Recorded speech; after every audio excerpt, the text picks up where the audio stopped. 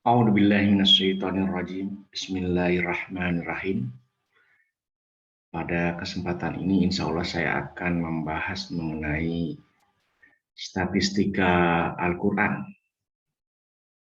Apa saja yang akan ditampilkan? Tentu saja adalah terkait dengan angka-angka ya. Angka-angka yang bisa kita olah, yang kita dapatkan dari Mushaf Al-Quran. Pertama-tama kita akan kenali dulu, kita akan bahas mengenai apa sih pengertian statistika Al-Quran.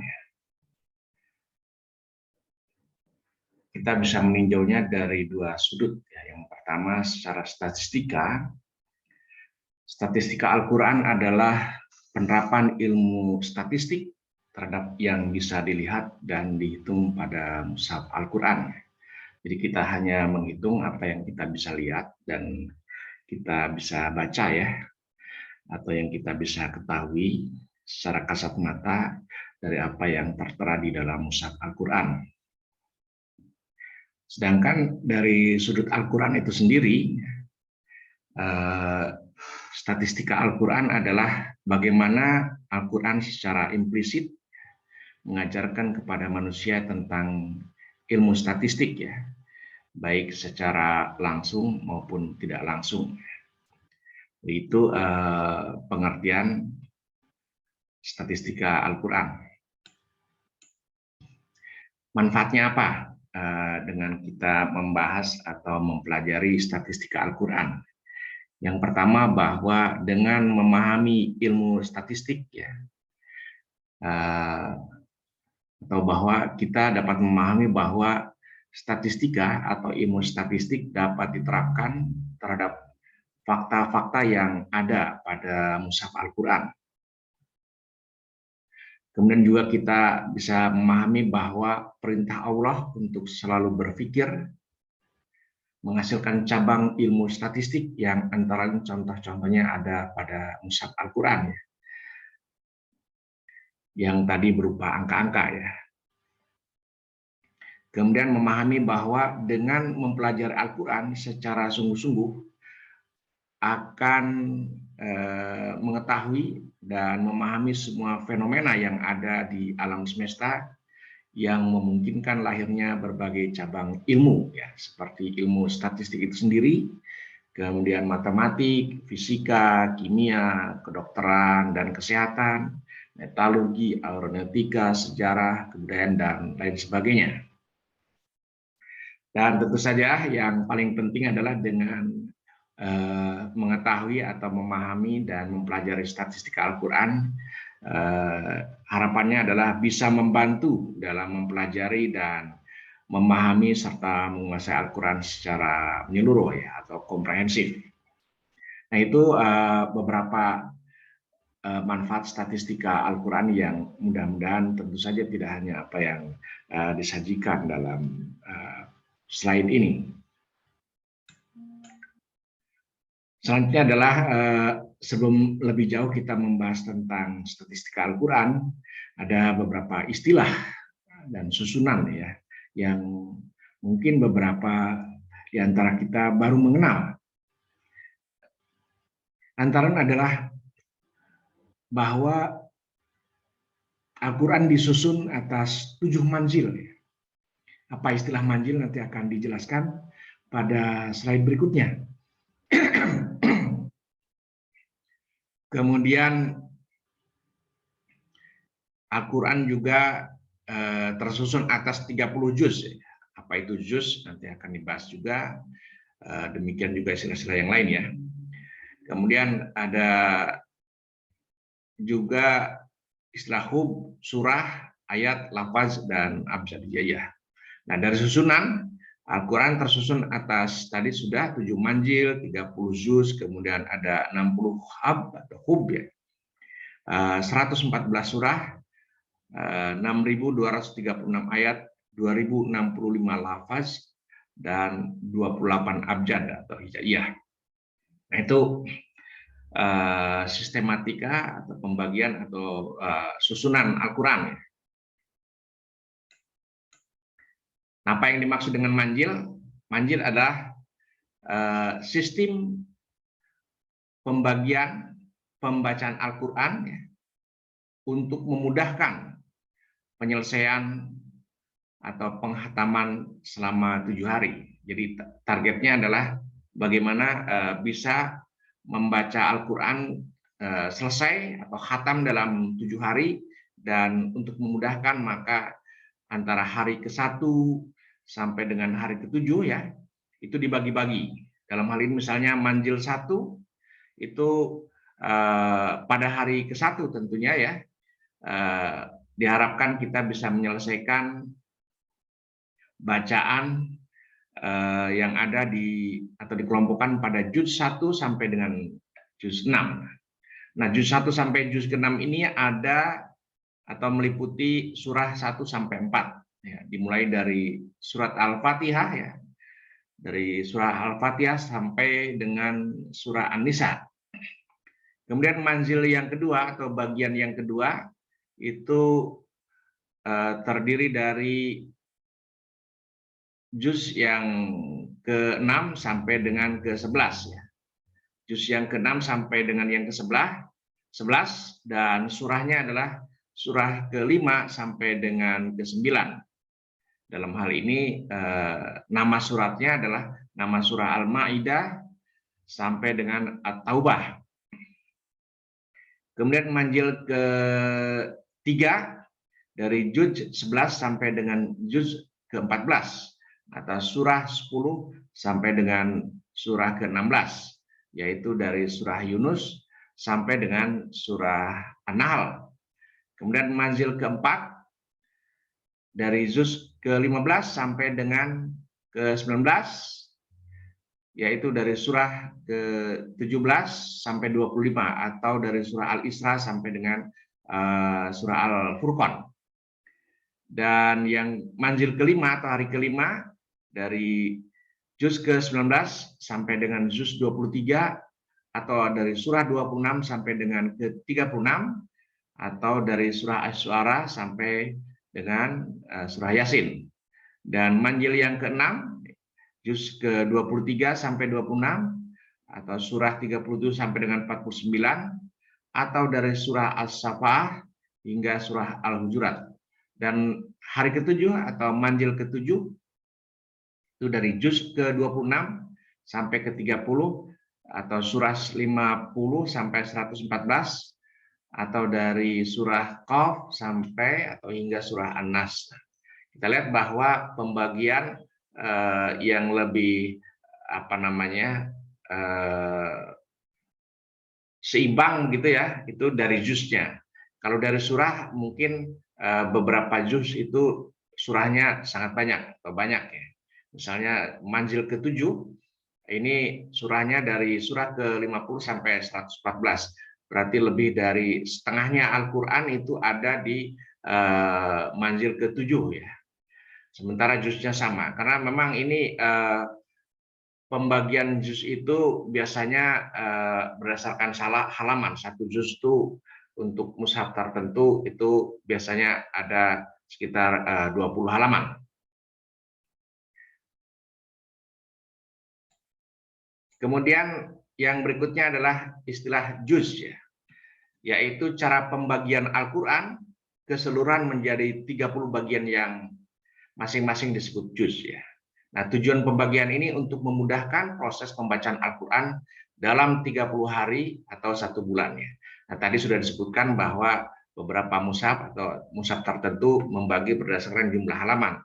Satu juz misalnya ada 20 halaman, maka kita bisa menghitung secara keseluruhan adalah sekitar 30 juz kali 20 sama dengan sekitar 600 halaman.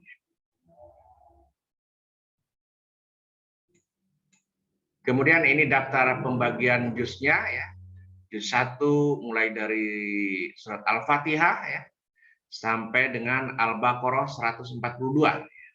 Ini artinya bahwa di juz ke-1 ini ya terdiri dari 2 surah, yaitu surah Al-Fatihah itu sendiri 1 sampai 7, kemudian surah Al-Baqarah ayat 1 sampai dengan 141 ya. Al-Baqarah ayat 1 sampai dengan 141 dan Al-Fatihah ayat 1 sampai 7 ada di juz ke-1. Kemudian mulai Al-Baqarah 142 ya sampai dengan Al-Baqarah 252 itu ada di juz kedua. Dan seterusnya begitu, Al-Baqarah 253 sampai dengan Ali Imran 91 itu ada di juz 3 dan seterusnya sampai dengan juz ke-30. Kemudian ada istilah hub atau hizb. Nah, jadi juz secara bahasa berarti bagian, maka juz tersebut atau jamaknya diistilahkan dengan ajza dari Al-Quran ya. Juz dari Al-Quran berarti bagian-bagian dari mushaf Al-Quran. Jadi selain juz juga ada istilah hizb. Hizb ini artinya setengah juz. Jadi setiap juz terdiri dari 2 hizb. Berarti satu Al-Quran itu ada 2 kali 30 sama dengan 60 hizb. Kemudian setiap hizb ada 4 rubu ya. Sehingga satu juz terdiri dari 8 rubu. Nah, demikian pembagiannya sampai dengan hizb atau hub, dan di dalam juz atau hizb itu ada istilah rubu. Nah, kemudian surah ya. Surah ini dari bahasa Arab atau di dalam bahasa Al-Quran istilahnya suratun, artinya tanda ya. Adalah pembagian yang terdapat di dalam Al-Quran. Nah, Al-Quran sendiri dibagi menjadi 114 surah.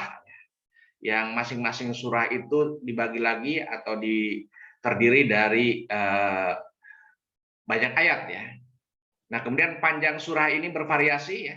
Surat terpendek adalah surat Al-Kautsar yang hanya memiliki 3 ayat. Sedangkan surah yang terpanjang adalah surat Al-Baqarah yang memiliki 286 ayat.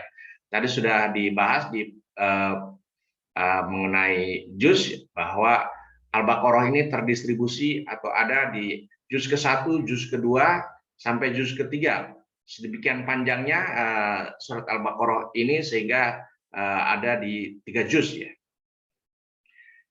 Kemudian pengklasifikasian berdasarkan tempat turunnya ya, diklasifikasikan menjadi Makkiyah dan Madaniyah tergantung pada tempat dan waktu penurunan surah tersebut. Diturunkan atau diklasifikasikan sebagai Makkiyah jika kebanyakan atau seluruh ayatnya diturunkan di Makkah sebelum hijrahnya Nabi Muhammad, dan digolongkan sebagai Madaniyah jika diturunkan di Madinah setelah peristiwa hijrah. Kecuali surat At-Taubah, semua surah lain diawali dengan basmalah atau kalimat Bismillahirrahmanirrahim yang juga merupakan pembatas antara surah. Kemudian ayat ya, ayat secara leksikal berarti tanda-tanda. Tadi sudah disinggung berdasar dari bahasa Al-Quran, ayatun ya. Ayatun itu adalah tanda. Atau bisa juga diartikan sebagai sesuatu yang terang dan jelas. Secara teknikal adalah potongan dari Al-Quran yang terletak pada sebuah surah yang mempunyai awal dan akhir, kemudian terbentuk oleh beberapa kalimat atau kata ya, atau jumlah, walaupun sebagiannya tidak dinyatakan secara eksplisit atau muqaddar.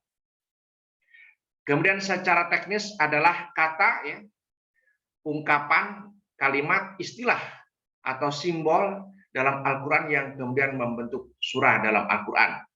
Misalnya dalam surat Al-Baqarah ada ayat Alif Lam Mim. Nah, itu adalah contoh simbol ya, yang pengertiannya dijelaskan tentu di ayat-ayat berikutnya.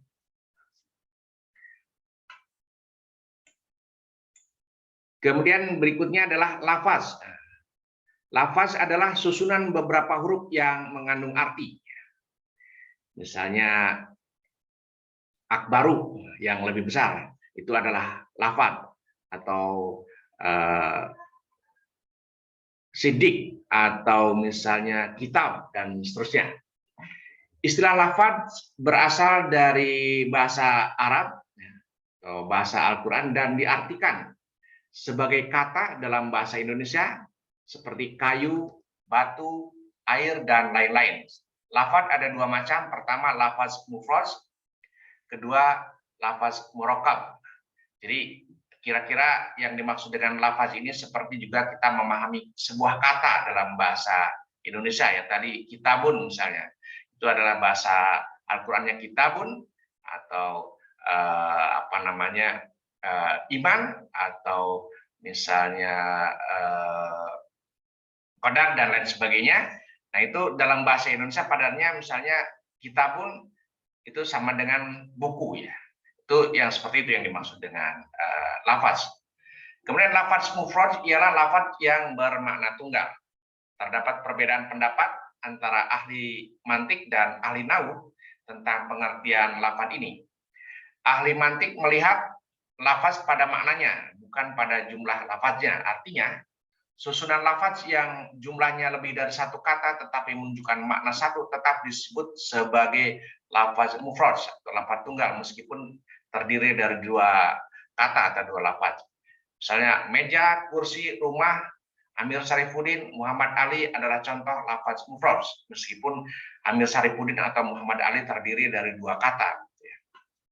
Tapi ini bisa diartikan sebagai tunggal, satu kata, satu arti, menunjukkan nama. Tapi ahli nahwu lebih melihat pada bentuk dan jumlah susunan kata, sehingga lafadz seperti Muhammad Ali atau Muhammad Abdullah Syafi'i tidak dapat disebut lafadz mufrad ya, karena ini tersusun dari dua atau tiga kata. Dalam hal ini Muhammad Abdullah Syafi'i tersusun dari tiga kata atau tiga lafadz. Nah, seperti itu yang dimaksud dengan lafadz.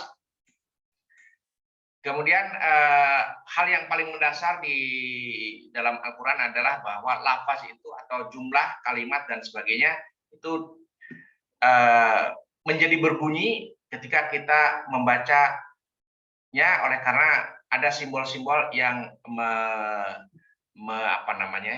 melambangkan atau bagaimana kita menyatakan lafaz itu ya. Dalam hal ini ada 30 huruf hijaiyah yang membentuk lafaz-lafaz dalam Al-Qur'an tersebut ya. Mulai dari alif ya, kemudian hamzah, ba, ta, sa ya, jim, ha, kha, dal, zal, ra, ja, sin, shin, sad, dad, ta, za, ain, ghain, fa, qaf, kaf, lam, lam alif, mim, nun, waw, hamzah, ya.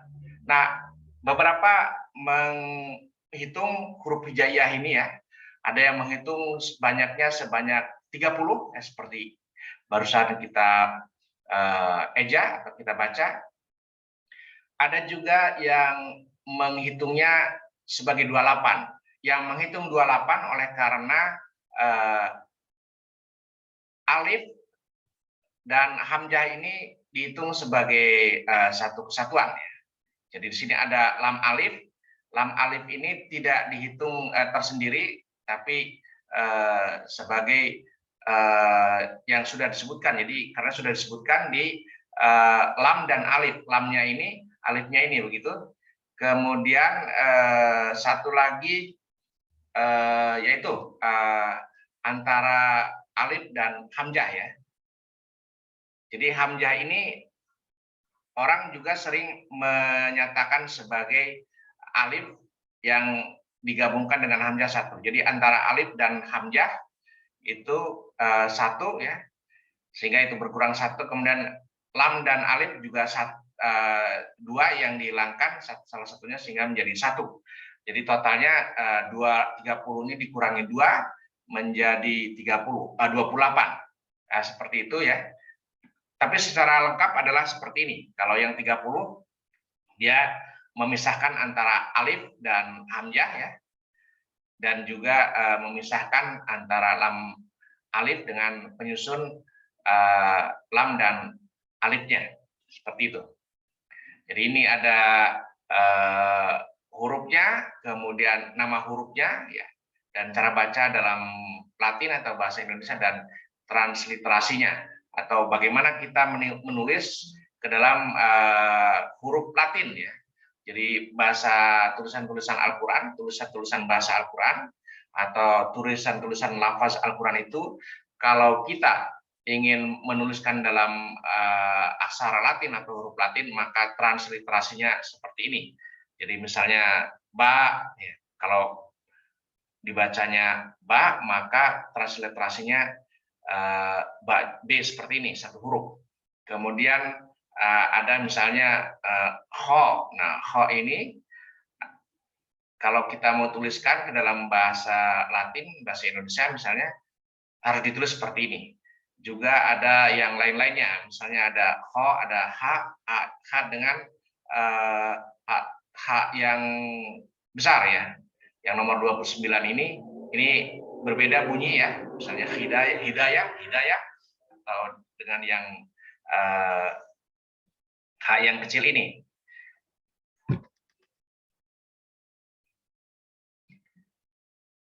Kemudian yang berikutnya adalah, nah ini yang bisa kita temui ya, huruf-huruf hijaiyah, ada yang versi ini 30 ya, 30, kemudian ini bagaimana cara bacanya ya, dan ini yang versi bahasa Inggrisnya. Kemudian ini yang versi 30. Oh, yang tadi versi 28 ya. Ini versi 28 semua ini. Kita lihat ini 1, 2, 3, 4, 5, 6. Oh, ini 6, 30. Kemudian ini juga 6 kali 5, 30. Ini yang 28. 1, 2, 3, 4, 5. 5 kali 5, 25 tambah 3, 28. Seperti itu. Kemudian ada juga pertanda bahwa kita sudah membaca setengah dari Al-Quran ya. Nah ini pertengahan Al-Quran ini ada pada surah Al-Kahfi ya. Surah Al-Kahfi itu sendiri adalah surah ke-18 ya. Dan ada di juz ke-15. Kemudian pertengahannya itu sendiri persisnya adalah di ayat ke-19 dari surat Al-Kahfi itu ya. Dari surah Al-Kahfi atau surah ke-18 dengan tertulis tanda wal yatalataf. Nah, wal yatalataf ini biasanya dicetak untuk membedakan bisa dengan warna atau ketebalan ya. Kalau warna biasanya merah ya, tidak selalu merah biasanya. Tapi biasanya merah dan atau dicetak hitam tebal. Khususnya yang terdapat dalam mushaf Al-Qur'an yang dicetak di Indonesia seperti itu. Nah, kata wal yatalataf hanyalah sebagai pertanda bagian tengah daripada Al-Qur'an. Kalimat wal yatalataf artinya hendaknya bersikap lembut. Nah, kalimat ini dicetak tebal dengan warna merah, dicetak tebal atau warna merah, atau juga keduanya ya, warna merah dan dicetaknya tebal. Karena menurut sebagian kalangan, kata ini merupakan bagian tepat tengah Al-Quran. Sehingga dalam Al-Quran cetakan Indonesia, kalimat tersebut diberi tanda khusus. Tandanya tadi itu, diberi cetak tebal dan berwarna merah.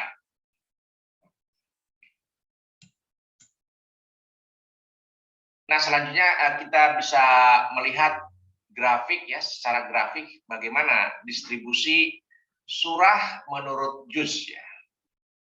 Jadi dalam satu juz itu ada berapa surah? Nah, kita bisa melihat ini yang sumbu X adalah urutan juz, kemudian yang sumbu Y-nya ke atas itu adalah jumlah surahnya ya.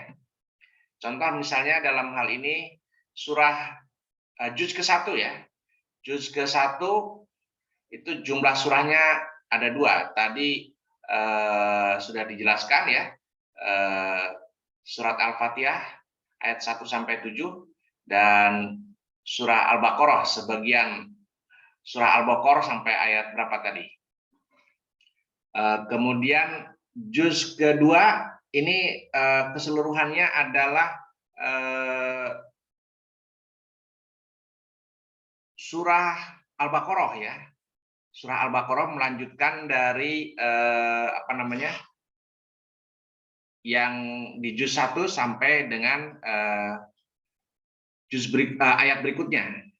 Dari ayat yang kesekian, kita coba tadi lihat ada di mana ya.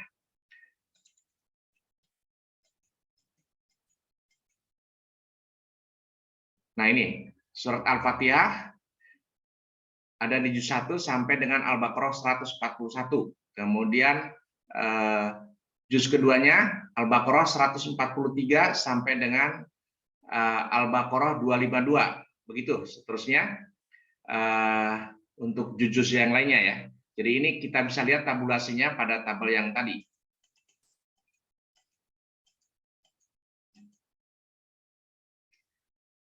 Dan kalau kita lihat di sini ada 2 juz yang hanya terdiri dari 1 surah ya, yaitu juz kedua dan juz kelima ya. Kemudian kita juga bisa melihat dari distribusi surah menurut juz ini, juz yang paling banyak surahnya adalah juz yang ke-30. Ini merupakan ayat-ayat pendek ya, dari surat An-Naba sampai dengan surah An-Nas ya. Nah seperti itu grafik ya, atau distribusi surah menurut juz secara grafis ya. Kemudian distribusi ayat berdasarkan juz. Kita bisa melihat di sini ya, sumbu X-nya masih urutan juz, kemudian sumbu Y-nya adalah jumlah ayat. Kita melihat di sini bahwa juz ke-1 itu terdiri dari 148 ayat. Nah ini tadi ya, 7 dari surat Al-Fatihah dan 141 dari surat Al-Baqarah. Kemudian juz kedua ini ada 112 ayat, semuanya adalah berasal dari surah Al-Baqarah. Dan seterusnya demikian sampai dengan juz ke-30 kita bisa melihat bahwa semakin ke kanan ya, atau bukan semakin ke kanan, sebenarnya kita tidak melihat kecenderungan, atau bisa juga kalau kita lihat di sini semakin ke kanan semakin banyak. Tapi ada beberapa juz juga yang semakin ke kanan semakin banyak. Jadi tidak bisa kita menyimpulkan bahwa semakin ke kanan ya, semakin kecil atau semakin besar juznya, jumlah ayatnya semakin besar. Kita bisa menyimpulkan bahwa 2 juz terakhir yaitu juz 29 dan 30 adalah juz yang paling banyak ayatnya ya. Misalnya juz ke-30 ini, juz ke-30 atau juz amma ya, itu ada sebanyak 564 ayat. Kemudian juz sebelumnya ada 431. Nah, seperti itu distribusi ayat berdasarkan juz ya. Kemudian kita juga bisa melihat ini juz ke-7 ya. Juz ke-7 ini paling sedikit, ada 48 ayat. Yang lain rata-rata di atas 100. Kemudian untuk lebih mempertegas lagi, kita bisa melihat sebaran Al-Quran ya, berdasarkan surah. Jadi dari 114 surah itu ternyata 18 surah yang pertama mulai dari surat Al-Fatihah, kemudian Al-Baqarah, Al-Imran, dan seterusnya sampai dengan surah Al-Kahfi itu merupakan setengah bagian pertama Al-Quran ya. Dari 114 surah, maka 18 surah pertama itu merupakan setengah bagian pertama ya. Jadi jumlah ayatnya jumlah suratnya setengah pertama itu lebih sedikit dibanding dengan setengah kedua bagian Al-Quran ya. Kemudian kita lihat bagian berikutnya, ini adalah surah-surah panjang ya, yang merupakan uraian atau penjelasan dari Al-Quran itu sendiri ya. Ini mulai dari tadi sebenarnya mulai dari ayat surah kedua ya, Al-Baqarah sampai dengan seterusnya 19, 20, 21 dan 38. Kemudian ini masih juga surah-surah panjang berupa uraian atau penjelasan ya, sampai dengan surah 57, 39 ini kelanjutan dari yang tadi.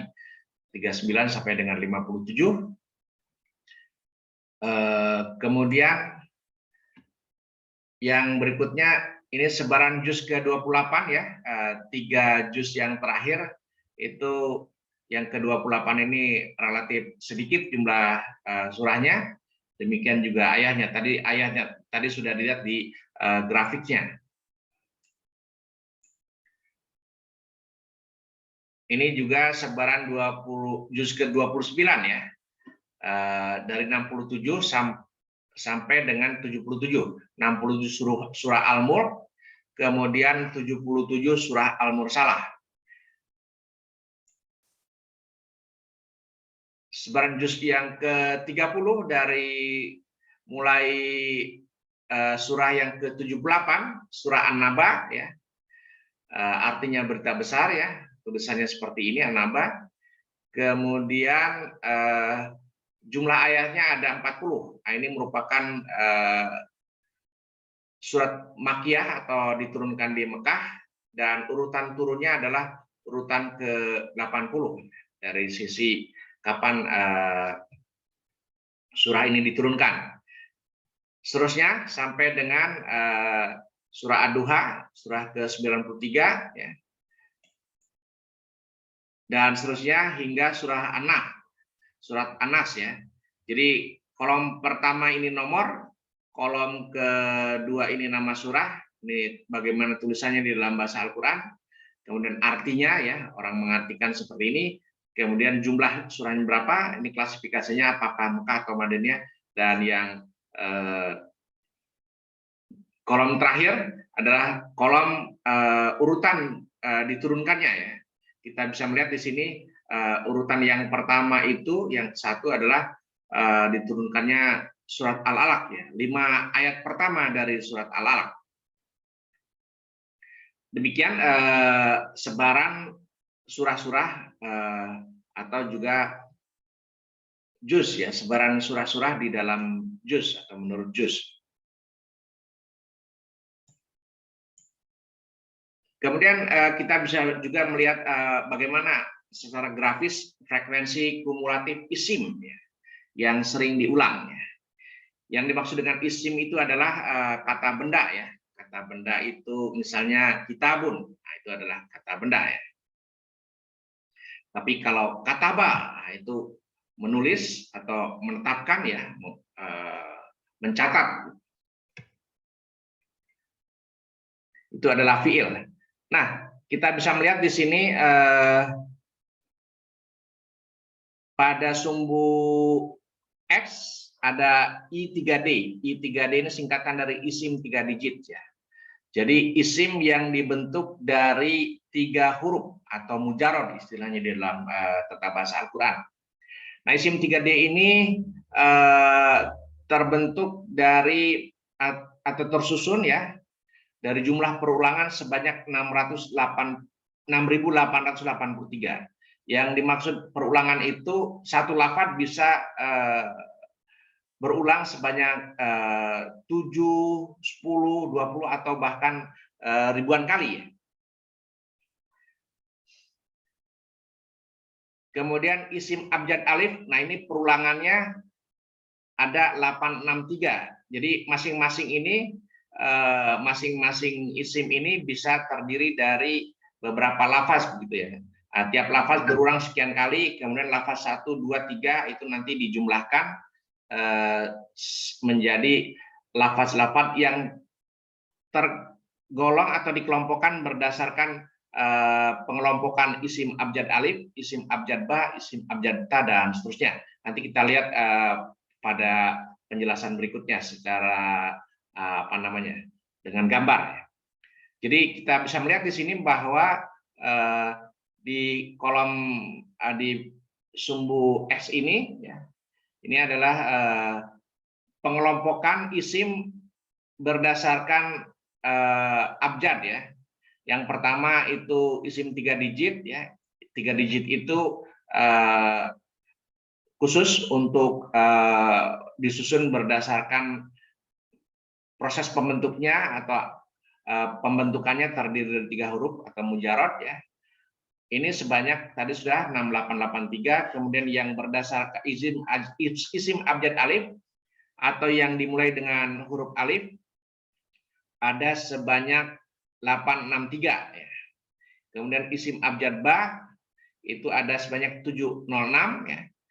Isim abjad ta 28, isim abjad sa 87, dan seterusnya, ya, sampai dengan isim abjad ya. Ini mulai yang kedua sampai dengan yang tiga terakhir, bukan tiga terakhir, ya, ke yang 3 menjelang terakhir itu adalah disusun berdasarkan hijaiyah, abjad hijaiyah, ya. Kemudian 2 yang terakhir itu adalah isim yang sama terjemahnya. Isim yang sama terjemahnya itu misalnya iman, iman, kitab, kitab, qadar, qadar, atau misalnya isim nama Allah, Allah, kemudian Ibrahim, Ibrahim, Musa, Musa, dan seterusnya. Nah, ini kita bisa melihat secara grafis bahwa secara kumulatif isim yang sering berulang itu yang paling banyak adalah isim 3 digit, dan isim yang sama terjemahnya, ini sama terjemahnya artinya antara bahasa Indonesia dan bahasa Arabnya itu sama, tadi sudah dijelaskan. Kemudian isim nama ini adalah personal name, ya, atau isim jamid. Ini menempati urutan kedua dan ketiga. Isim yang sama terjemahnya sebanyak 3693, kemudian isim nama sebanyak 4043. Yang lainnya rata-rata di atas ratusan atau bahkan beberapa ada yang hanya puluhan saja. Di sini paling sedikit adalah isim abjad ta, ya, sebanyak 28. Kemudian frekuensi kumulatif fiil yang sering diulang.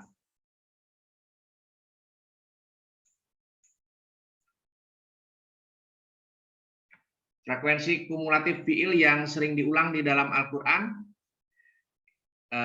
kita bisa melihat secara grafis, ya.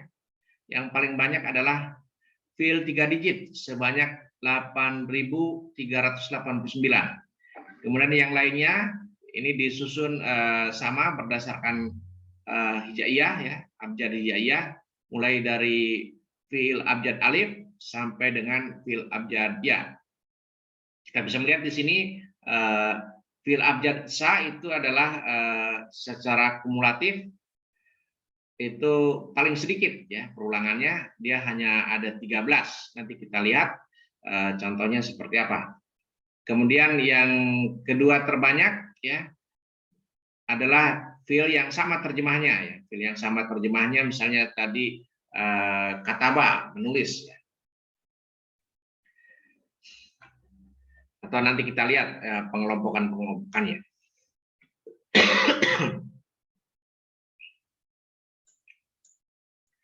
Nah, kemudian distribusi lafaz fiil yang sering diulang di dalam Al-Quran.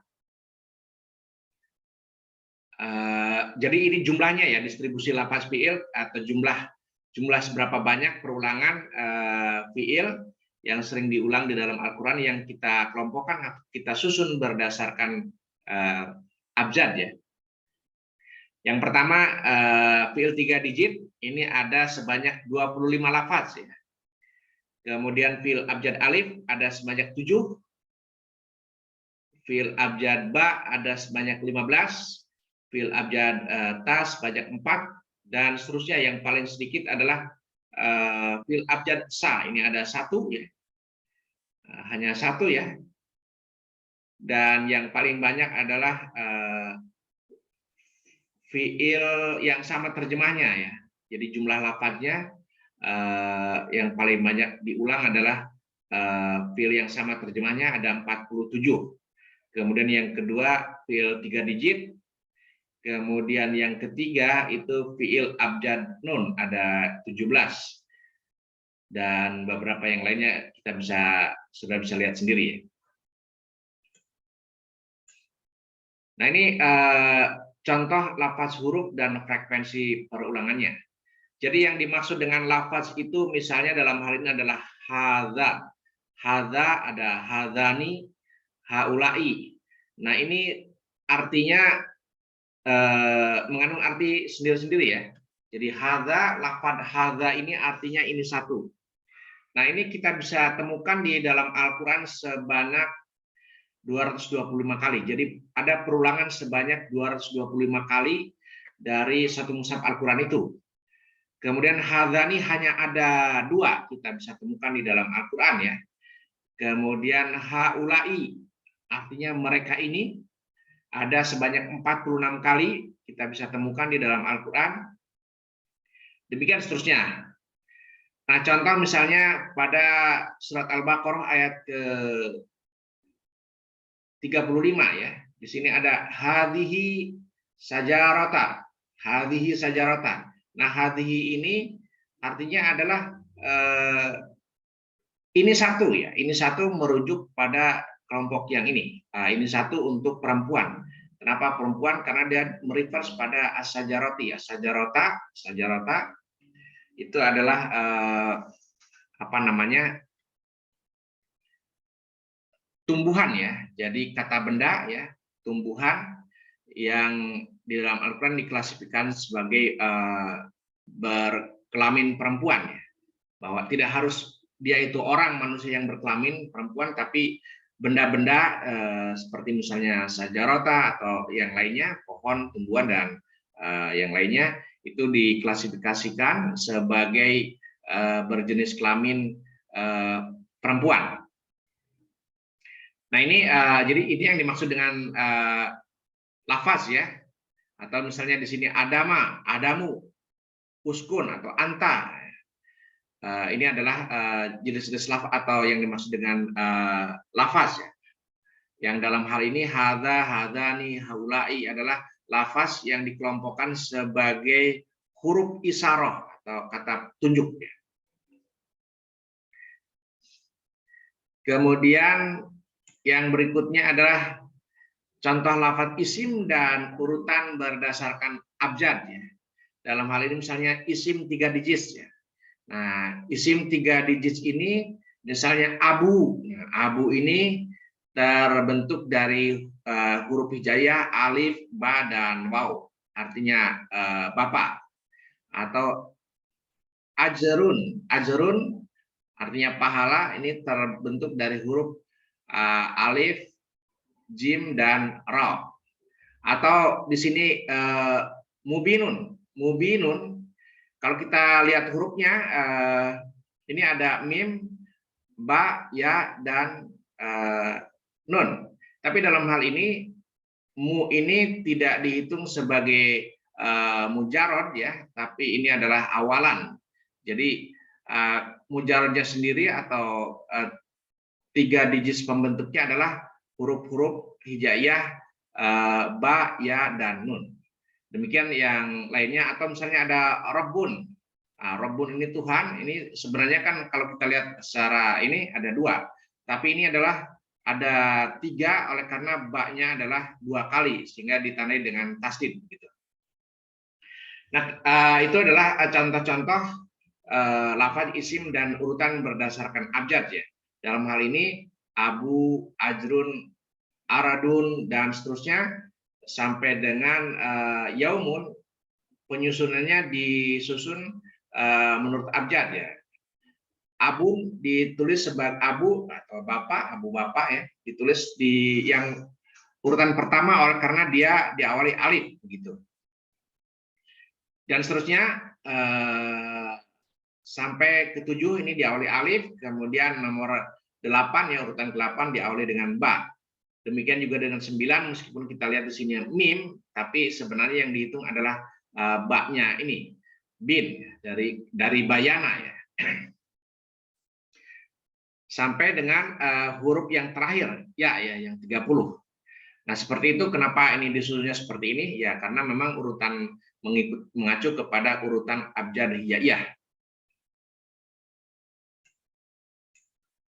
Kemudian yang berikutnya adalah fiil ya, contoh lafaz fiil dan frekuensinya. Ini yang menjadi dasar kita menghitung secara statistik dan menampilkan dalam bentuk grafis tadi ya.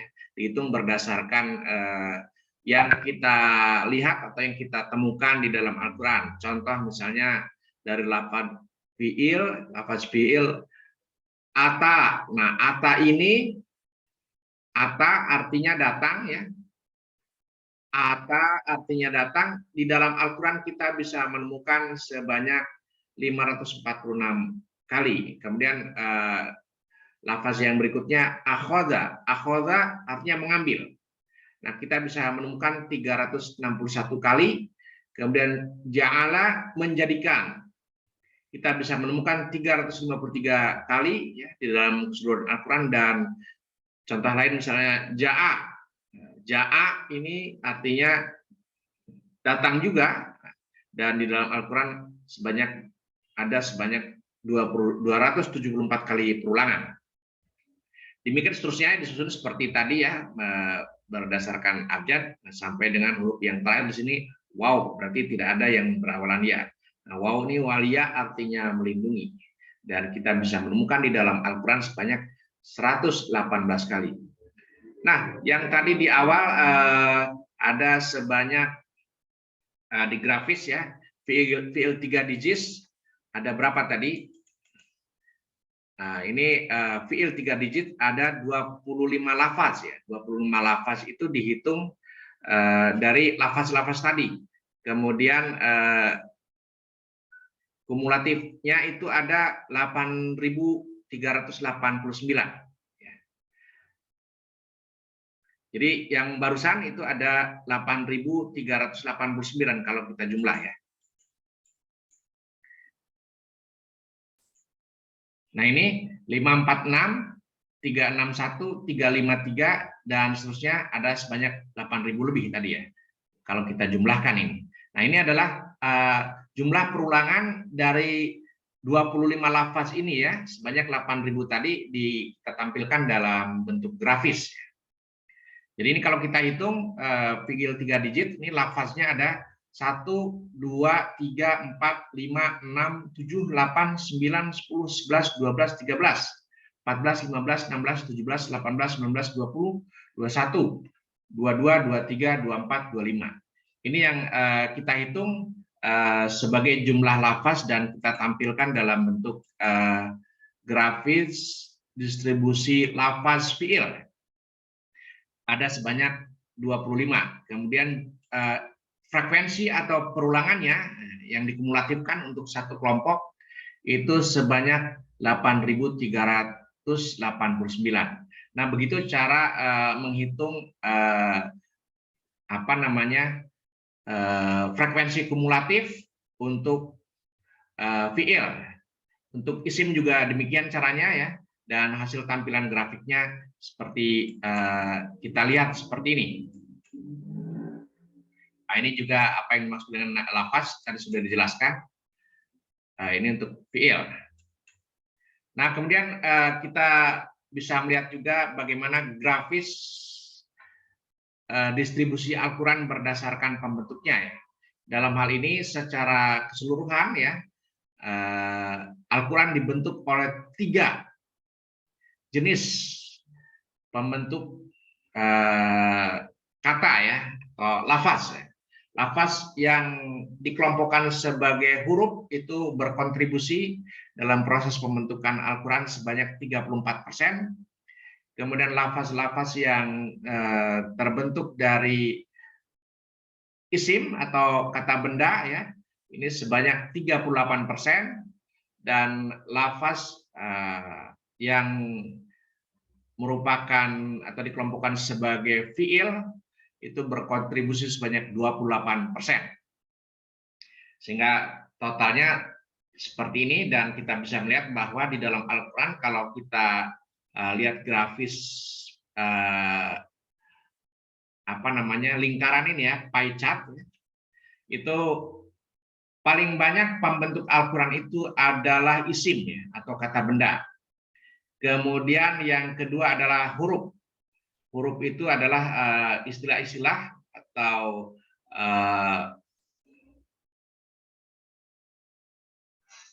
lafaz yang bisa terdiri dari satu huruf atau dua huruf atau gabungan beberapa huruf yang mempunyai arti tersendiri. Misalnya fi.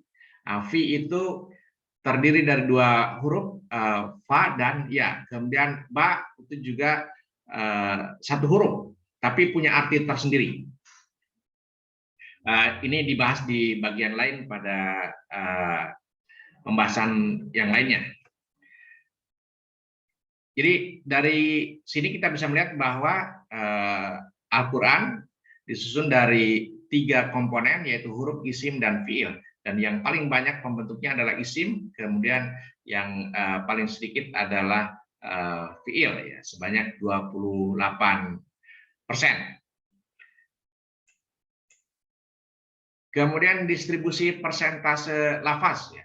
Lafaz persentase Al-Quran ya. Kalau tadi itu jenis jenis lafaznya, sekarang ini menurut perulangannya, distribusi persentase lafaz Al-Quran berdasarkan perulangannya ya. Di sini ada yang terjemah sama, sering diulang, dan jarang diulang. Nah, kalau kita lihat di sini persentase yang paling banyak adalah 55%. Nah, 55% ini adalah lafaz Al-Quran yang jarang diulang. Kemudian untuk yang terjemah sama sebanyak 10%, dan yang sering diulang sebanyak 35%. Sehingga secara keseluruhan lafaz-lafaz yang paling banyak itu adalah 55%, yaitu lafaz-lafaz yang jarang diulang.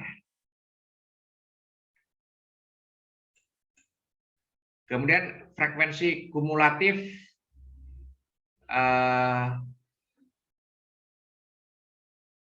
perulangan lafaz di dalam Al-Quran ya.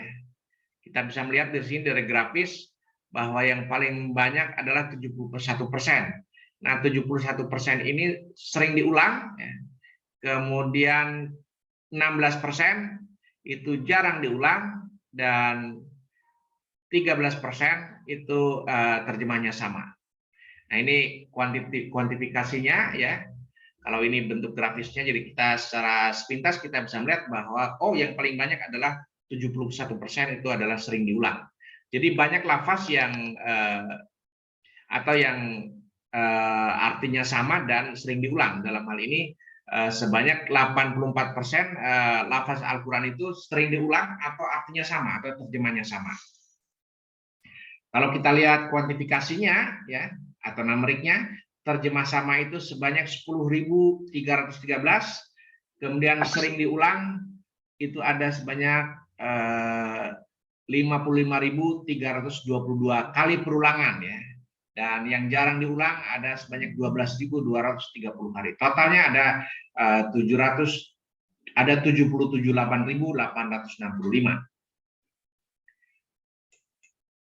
Nah, ini grafis yang membentuk data-data pie chart tadi ya.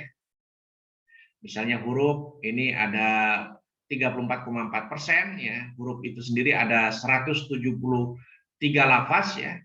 Ya, mulai dari kolom 1 sampai dengan kolom ke 26. Kolom 1 itu adalah huruf-huruf bijarin ya. Misalnya bi dengan ka seperti, lila untuk, ila kepada, dan seterusnya. Kemudian isim ini ada sebanyak 37,7% ya.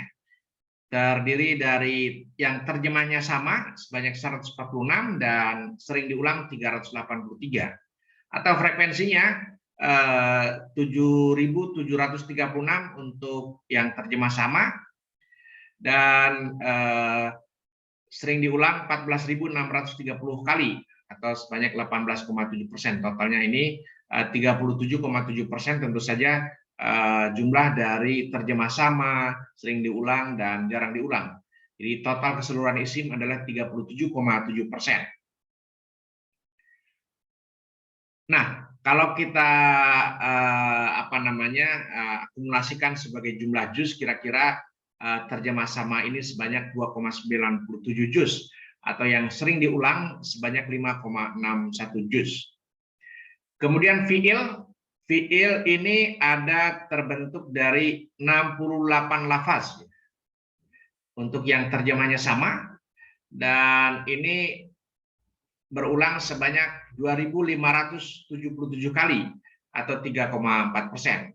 Atau kalau kita konversi sebagai jumlah juz, ada sebanyak 1,02 juz ya. Dan fiil yang sering diulang itu ada sebanyak 167 lafaz ya, dengan frekuensi perulangan sebanyak 13.905 kali atau 17,8%. Atau kalau kita konversi ke dalam juz ya, itu kira-kira sebanyak 5,34 juz. Nah, totalnya ini fiil sebanyak 27,9%. Artinya dengan memperhitungkan fiil yang jarang diulang juga ya. Sebab ini kan kalau misalnya 3,4 ditambah 17 itu kan cuma 20. Padahal ini ada 27,9. Jadi kalau kita hitung berapa persentase fiil yang jarang diulang, itu adalah 27,9 dikurangi 3,4 dan 17,8. Kemudian totali atau jumlah keseluruhannya untuk terjemah sama, jumlah lafaznya ada 214 lafaz dan frekuensi perulangannya sebanyak 10.313 kali atau 13,3%, atau konversi ke dalam jumlah juznya sekitar 3,99 juz. Kemudian lafaz untuk yang sering diulang ya, apakah itu fiil atau isim atau huruf ya, ini ada sebanyak 725 lafaz ya, dengan frekuensi perulangan sebanyak 55.322 kali atau persentasenya 70,9%.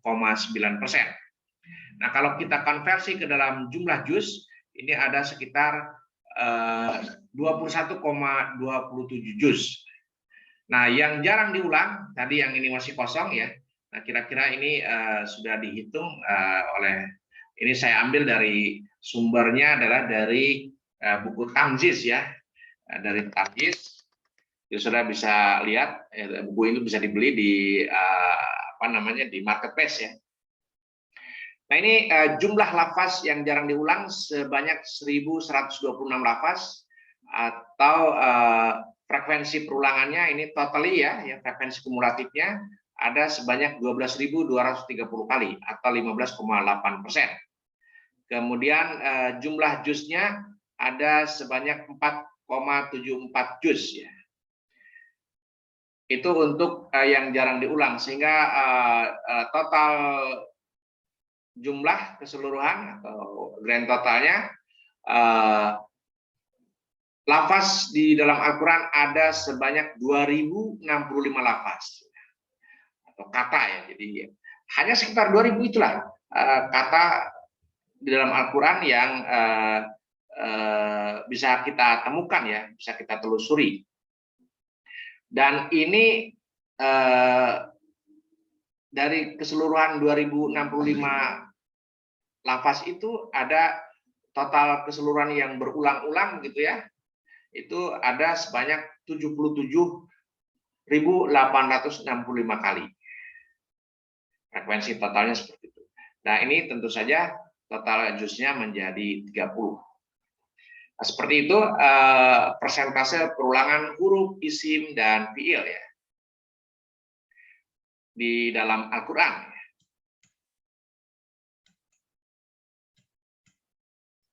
Demikian yang bisa saya sampaikan pada kesempatan ini.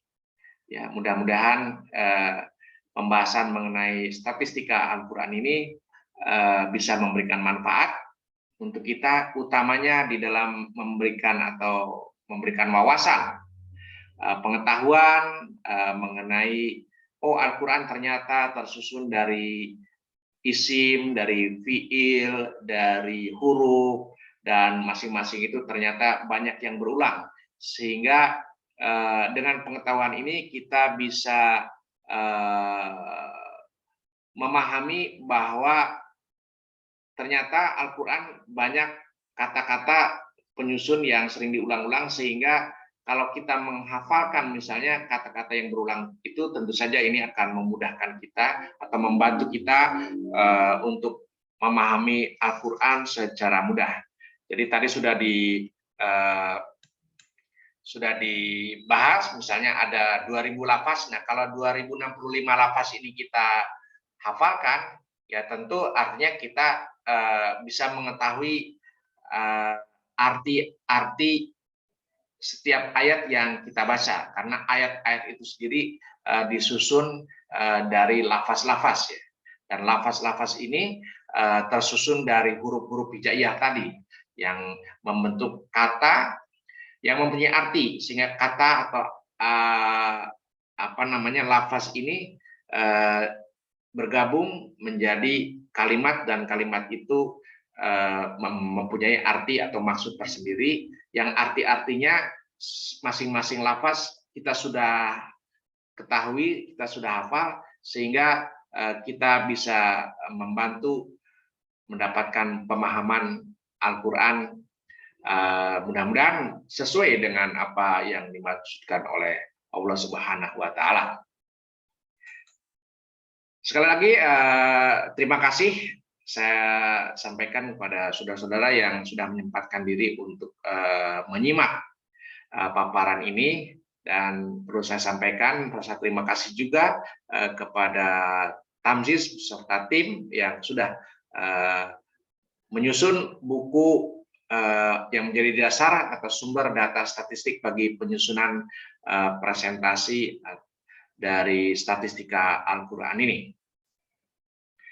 Terima kasih. Wabillahi taufik wal hidayah. Wassalamualaikum warahmatullahi wabarakatuh.